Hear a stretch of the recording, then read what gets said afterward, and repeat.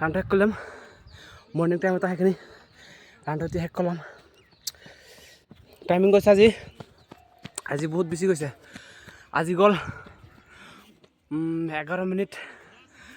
48 second আর কালি গৈছে 11 minute 38 second কালি দিনটো ভাল আছিল আজি দিনটো একেবারে বেয়া আর রানিংটা আমি রানিং করে আছি হেঁটে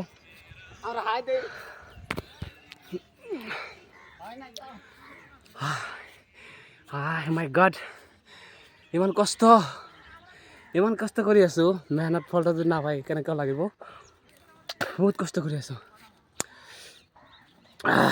10টা পাক মাৰিলে এটা ৰাউণ্ড 10টা পাক শেষ কৰিলে 32 মিটাৰ কমপ্লিট হয়